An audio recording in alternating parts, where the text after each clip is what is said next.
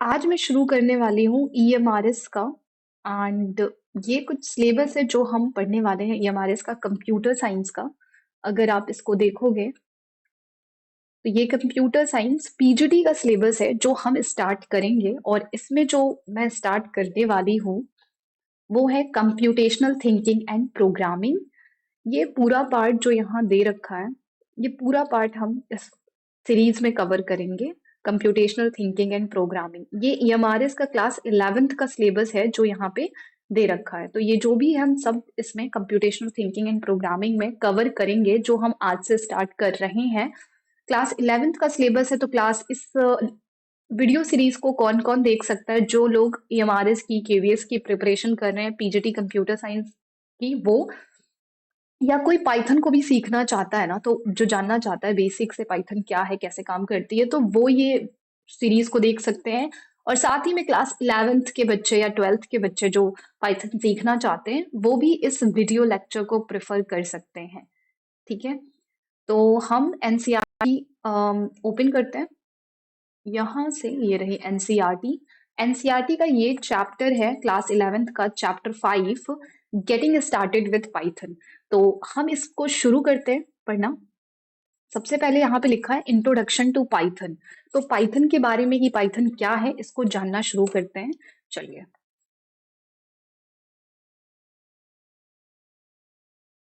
तो we have return, कह रहा है कि we have written algorithm for many different problems in chapter 4। तो कह रहा है कि चैप्टर 4 में हमने क्या किया है कि बहुत सारे डिफरेंट प्रॉब्लम्स के लिए एल्गोरिदम लिखे हैं। ठीक है, अब एल्गोरिदम क्या होता है? तो एल्गोरिदम बेसिकली किसी भी टास्क को परफॉर्म करने का या किसी भी प्रोग्राम को परफॉर्म करने का एक स्टेप बाय स्टेप इंस्ट्रक्शन होता है। अगर एल्गोरिदम के बारे में मैं बताऊं आपको, तो एल्गोरिदम जैसे कि आपको मान लो चाय बनानी है, तो आप क्या करोगे? चीजों को स्टेप बाय स्टेप में करोगे, एक ऑर्डर में करोगे। ठीक है, एक स्पेसिफिक प्रॉब्लम को सॉल्व करने के लिए एक स्पेसिफिक ऑर्डर में आप परफॉर्म करोगे, तो उसी को हम एल्गोरिदम कहते हैं। ठीक है, let us now move a step further and create programs using any version of Python 3। मतलब बेसिकली ये क्या कह रहा है कि अब हम क्या करेंगे कि पाइथन प्रोग्राम को क्रिएट करेंगे। ठीक है, मतलब प्रोग्राम्स को क्रिएट करना सीखेंगे या प्रोग्राम को क्रिएट करेंगे पाइथन का जो वर्जन 3 है उसका यूज करके। ठीक है, बट बिफोर कह रहा है, क्या कह रहा है? But before learning about Python, Python के बारे में सीखने से पहले, पाइथन प्रोग्रामिंग लैंग्वेज को सीखने से पहले हम क्या करेंगे? लेट अस अंडरस्टैंड, हम समझेंगे what is programming language and how it works. कह रहा है कि पाइथन को सीखने से पहले, पाइथन प्रोग्रामिंग लैंग्वेज को सीखने से पहले हम क्या करेंगे? समझेंगे कि प्रोग्रामिंग लैंग्वेज क्या होती है। ठीक है, हम प्रोग्रामिंग लैंग्वेज को समझेंगे पाइथन को सीखने से पहले। ठीक है, an ordered set of instructions to be executed by a computer to carry out a specific task is called a program। तो प्रोग्राम की भी डेफिनेशन आपसे पूछी जा सकती है कि प्रोग्राम किसको कहते हैं या प्रोग्राम क्या है। तो प्रोग्राम जो होता है ना, वो ऑर्डर्ड सेट ऑफ इंस्ट्रक्शन होता है। प्रोग्राम का कुछ कहानी ऐसा है कि प्रोग्राम को जब आप परफॉर्म करोगे ना, तो वो ऑर्डर्ड सेट ऑफ इंस्ट्रक्शन होगा to be executed by a computer, जो कि कंप्यूटर एग्जीक्यूट करता है। देखो, जो कंप्यूटर है ना वो खुद से तो चलेगा नहीं। कंप्यूटर को आप कुछ इंस्ट्रक्शन दोगे, ठीक है, तब वो एक स्पेसिफिक टास्क दोगे। मतलब ठीक है कि भाई ये मान लो अगर आपको एडिशन करना है, ठीक है, तो आप उसको स्पेसिफिक टास्क दोगे, है ना, एक ऑर्डर सेट दोगे, एक ऑर्डर सेट में वो इंस्ट्रक्शन होगा। ठीक है, उसी को हम प्रोग्राम कहते हैं। जैसे कि मान लो हमें दो नंबर को ऐड करना है, तो पहले आप वो दो नंबर दोगे, ठीक है, और उसके बाद आपको कंप्यूटर को बताना पड़ेगा कि भाई ये दो नंबर को ऐड कर दो। ठीक है, एक इंस्ट्रक्शन आपने दिया। अगर मैं इसको बहुत ही लेमैन की लैंग्वेज में बोलूं इंस्ट्रक्शन को, कि जैसे कि आपने अपना एप्लीकेशन ओपन करते हो मोबाइल में बेसिकली, तो आप एक कंप्यूटर को बता रहे हो ना, क्लिक क्लिक के थ्रू, कि क्लिक करके, कि उसको पता है कि अच्छा इसको ओपन करना है, तो ये भी एक इंस्ट्रक्शन सेट हुआ। ठीक है, तो जो भी इंस्ट्रक्शंस होती है ना, वो एक ऑर्डर्ड सेट में होती है, उसी को हम प्रोग्राम कहते हैं। ठीक है, and the language used to specify this set of instructions to the computer is called programming language। अच्छा, तो अब ये कह रहा है कि मान लो जैसे मैं आपसे बात कर रही हूँ, जैसे मैं अभी आपको बोल रही हूँ, आप मेरी आवाज़ सुन रहे हो, तो हम कैसे कम्युनिकेट कर रहे हैं? हम कैसे कम्युनिकेट कर रहे हैं? कोई ना कोई लैंग्वेज यूज़ कर रही हूँ मैं आपसे कम्युनिकेट करने के लिए। जैसे कि मैं हिंदी बोल रही हूँ तो आपको समझ में आ रही है, तो मैं हिंदी में आपसे कम्युनिकेट कर रही हूँ और उस लैंग्वेज को मैं बोल रही हूँ। वैसे ही अगर आप प्रोग्राम बनाओगे, ठीक है, कोई स्पेसिफिक टास्क परफॉर्म करोगे, ठीक है, तो आपको भी तो लैंग्वेज की जरूरत होगी कंप्यूटर के लिए। तो जो कंप्यूटर जिस लैंग्वेज में स्पेसिफिक टास्क को परफॉर्म करता है, उसी को हम क्या बोलते हैं? प्रोग्रामिंग लैंग्वेज बोलते हैं। ठीक है।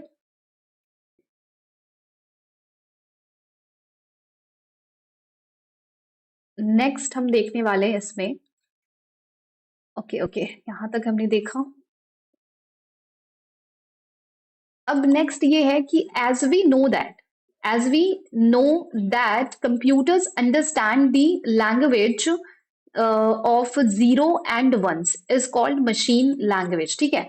तो कह रहा है कि जैसा कि हम जानते हैं जो कंप्यूटर भाई साहब होते हैं ना, वो उनको कौन सी लैंग्वेज समझ में आती है? तो उनको जीरो और वन की लैंग्वेज समझ में आती है। ठीक है। अगर आप कंप्यूटर को बोलोगे ना हेलो, तो उसको नहीं समझ में आएगा जब तक कि आप उसको जीरो और वन के फॉर्मेट में नहीं लिखोगे। ठीक है। तो डायरेक्टली अगर आप बात करो ना कि कंप्यूटर कौन सी लैंग्वेज को समझता है, तो वो जीरो और वन, जिसको हम बाइनरी लैंग्वेज कहते हैं, कुछ ऐसे समझ लो, जीरो वन, ऐसे कुछ लैंग्वेज को कंप्यूटर समझता है। ठीक है। और इसी को, इस जीरो और वन की लैंग्वेज को हम क्या बोलते हैं? तो जीरो और वन की जो लैंग्वेज होती है, इसी को हम बोलते हैं बाइनरी लैंग्वेज बोलते हैं। क्या बोलते हैं? बाइनरी लैंग्वेज बोलते हैं। ठीक है। तो इसी को हम बाइनरी लैंग्वेज बोलते हैं, और इसको हम मशीन लैंग्वेज भी बोलते हैं, और इसको हम लो लेवल लैंग्वेज भी बोलते हैं। तो कंप्यूटर को कौन सी लैंग्वेज समझ में आती है? जीरो और वन की लैंग्वेज समझ में आती है। ठीक है। However, it is difficult for humans to understand or comprehend or write instructions using zero and ones। तो ये कह रहा है कि लेकिन जो ह्यूमंस हैं, या फिर ह्यूमंस जो कंप्यूटर को यूज करते हैं, ठीक है, उनके लिए क्या है ना कि ये कॉम्प्रिहेंड करना, मतलब उनके लिए ये समझना और लिखना इन इंस्ट्रक्शंस को जीरो और वन के फॉर्मेट में नहीं समझ पाते हैं। ठीक है। उनके लिए ये डिफिकल्ट है। ठीक है। उनके लिए क्या है? ह्यूमंस के लिए डिफिकल्ट है जीरो और वन में। अगर आप ही बताओ, अगर मैं आपसे बोलूं कि चलो बताओ जीरो और वन ऐसे कुछ करूं, तो आप कम्युनिकेट नहीं कर पाओगे। ठीक है। आप मतलब ये डिफिकल्ट, मुझे खुद अभी तो हम ऐसे कर लेंगे 8421 करके कि हाँ ये क्या लिखा है। ठीक है। अगर आप इसको कैलकुलेट करो तो बाइनरी के फॉर्मेट में, लेकिन अगर इसमें मैं कोडिंग करूं तो हम हमारे लिए ये समझना बहुत ज्यादा डिफिकल्ट होगा कि ये जीरो और वन में क्या लिखा गया है। लेकिन ये ह्यूमंस के लिए डिफिकल्ट है, इस स्लाइड में यही बताया गया है। But this led to the invent of high level programming language. अब देखो, कंप्यूटर तो जीरो और वन की भाषा समझता है, लेकिन जो ह्यूमंस हैं, हम जैसे लोग हैं, वो नहीं समझ सकते जीरो और वन की लैंग्वेज को। तो इस लूप में यहाँ पे हम बात कर रहे हैं कि ये जो गैप है, तो इस गैप को किसने फुलफिल किया है? हाई लेवल प्रोग्रामिंग लैंग्वेज का रोल आया यहाँ पे। तो हाई लेवल प्रोग्रामिंग लैंग्वेज भाई साहब आए। और हाई लेवल प्रोग्रामिंग लैंग्वेज का मतलब क्या होता है, तो ये मैं बता देती हूँ। तो हाई लेवल प्रोग्रामिंग लैंग्वेज जो होता है वो कुछ इंग्लिश वर्ड्स होते हैं, समझ लो बेसिकली कि इंग्लिश वर्ड्स होते हैं, जैसे आप देख के इजिली बता सकते हो कि ये क्या लिखा है। अगर मैं यहाँ पे बोलूं कि, अगर मैं यहाँ पे ये आपसे बोलूं कि ये लिखा है प्रिंट, ठीक है, प्रिंट, और इसमें मैं लिख दूं आपसे हेलो। ठीक है। तो आप ये बता पा रहे हो ना कि ये क्या लिखा है? अच्छा, आप कुछ समझ पा रहे हो कि यहाँ पे प्रिंट लिखा है, ये हेलो कर रहा है, तो ये कुछ प्रिंट करने का काम कर रहा है। ठीक है। आप पढ़ पा रहे हो, समझ पा रहे हो। ठीक है। तो ये जो है ना, ये हाई लेवल लैंग्वेज है। ठीक है। इसी को हाई लेवल लैंग्वेज कहते हैं, जो ह्यूमन से समझ पाते हैं। लेकिन ये हाई लेवल लैंग्वेज है जो ह्यूमन को समझ में आता है, जो प्रोग्रामर को समझ में आता है, जो यूजर समझ पाता है, लेकिन इसको मशीन नहीं समझ पाता है।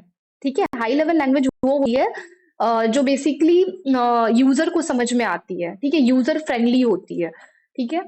और like Python, C plus plus, visual basics, PHP, Java, that are easier to manage by humans but are not directly understood by the computer, जो कि मैंने आपको बताया। अब देखो, हाई लेवल लैंग्वेज जो होती है वो पाइथन यूज करती है, C plus plus, visual basics, PHP, Java, that are easier. मतलब इसमें क्या होता है कि आप हाई लेवल लैंग्वेज का यूज करके, ज्यादातर प्रोग्रामिंग लैंग्वेज में आप हाई लेवल लैंग्वेज का यूज करके कोड लिखते हो, and to manage by humans, जो कि इजिली मैनेज किया जा सकता है ह्यूमंस के द्वारा या डेवलपर के द्वारा, बट आर नॉट डायरेक्टली, मतलब लेकिन ये डायरेक्टली जो है ना, कंप्यूटर इसको नहीं समझ सकता है कि अगर आप कंप्यूटर को बोलोगे कि इसको भाई मतलब समझो, इसको प्रिंट करो, डायरेक्टली दोगे तो वो कंप्यूटर इसको नहीं समझ सकता है डायरेक्टली, ठीक है।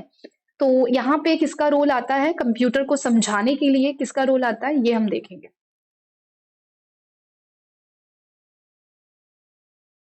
कंप्यूटर को समझाने के लिए किसका रोल आता है, ये हम देखेंगे, कंप्यूटर कैसे समझता है, ठीक है। अगर हमने हाई लेवल लैंग्वेज में कोड लिखते हैं ना हम तो उसको कंप्यूटर कैसे समझता है ये हम देखेंगे, ठीक है। तो कह रहा है कि a program written in a high level language is called source code, ठीक है।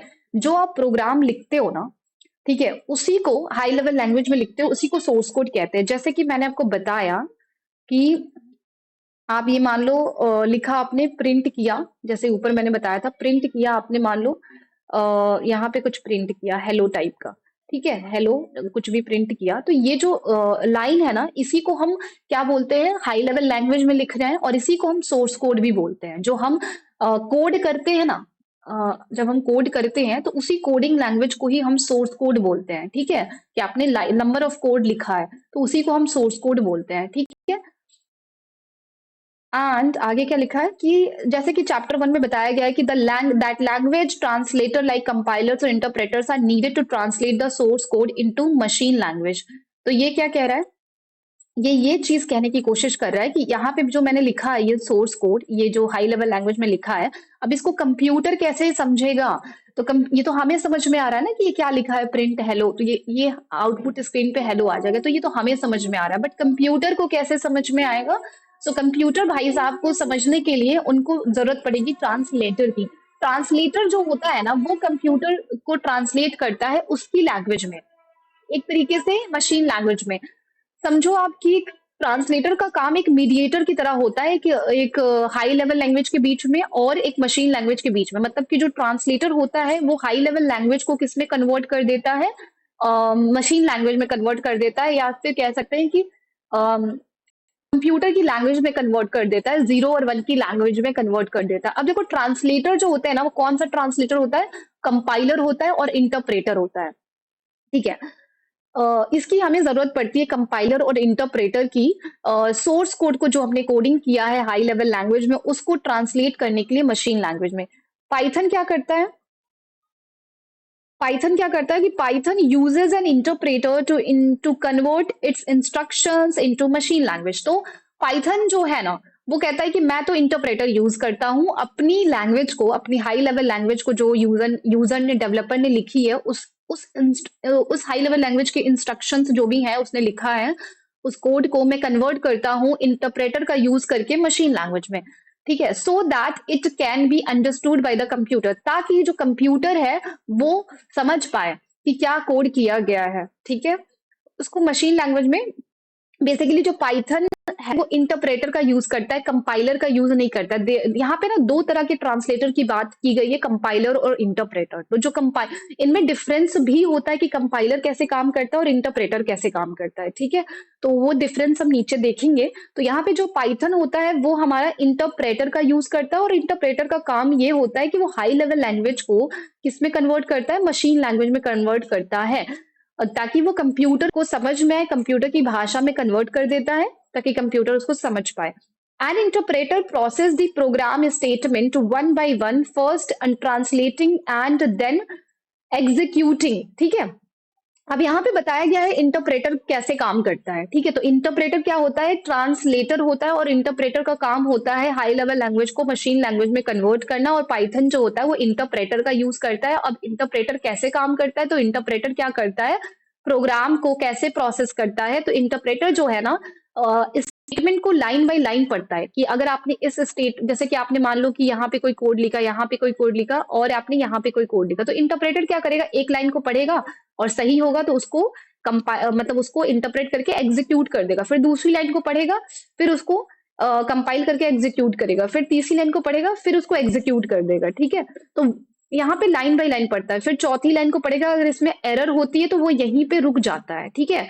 कहता है कि पहले प्रोग्रामर भाई साहब इस एरर को सही करो तभी मैं चलूंगा, ठीक है। तो जैसे ही आप इस एरर को सही करते हो तो प्रोग्राम चलना स्टार्ट कर देता है।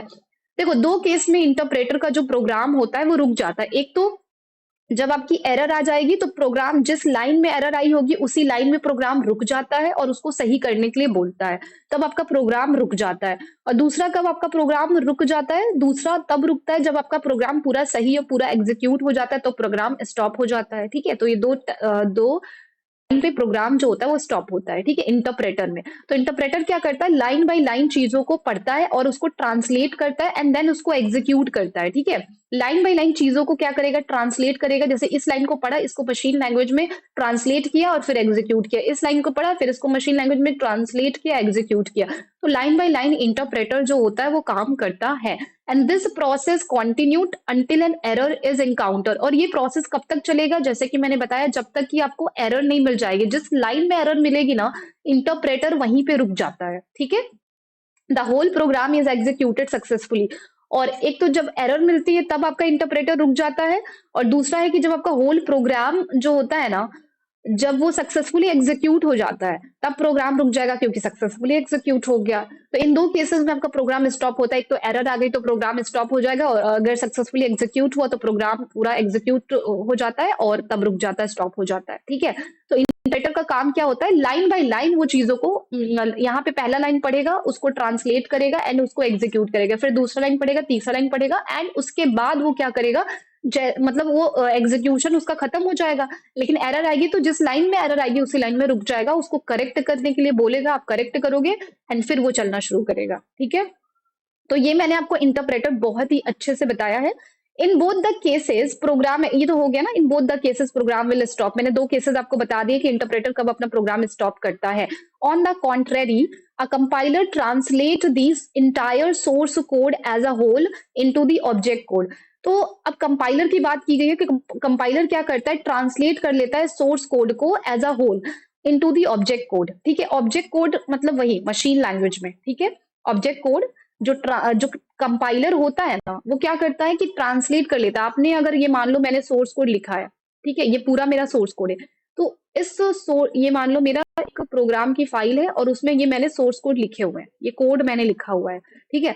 इस कोड को क्या करेगा, इस कोड को पूरा एक ही बार में कंपाइल कर लेगा, ठीक है, ट्रांसलेट कर लेगा, मतलब ट्रांसलेट कर लेगा इस इंटायर सोर्स कोड को। ये लाइन बाय लाइन नहीं चलता है कंपाइलर। कंपाइलर कैसे चलता है, पूरा आपका जो सोर्स कोड है ना, एक ही बार कंपाइल कर लेगा, मतलब कि ट्रांसलेट कर लेगा एंड उसको कन्वर्ट कर देता है। कंपाइलर ट्रांसलेट करने के बाद आपका जो सोर्स कोड होता है ना, सोर्स कोड क्या होता है, जो आपने ये कोड लिखा है ना, इसी को सोर्स कोड कहते हैं। तो इस सोर्स कोड को क्या करेगा, पूरा कंपाइल करने के बाद, ट्रांसलेट करने के बाद, इसको कंपाइलर ऑब्जेक्ट कोड में कन्वर्ट कर देता है, ठीक है। ऑब्जेक्ट कोड मतलब एक फाइल होती है, ठीक है, उसको कंपाइलर जब कन्वर्ट कर देता है सोर्स कोड को, ट्रांसलेट करने के बाद जिस फाइल में कन्वर्ट करता है ना, उस फाइल को ऑब्जेक्ट कोड कहते हैं। फिर से समझो मैं क्या कहना चाह रही हूँ।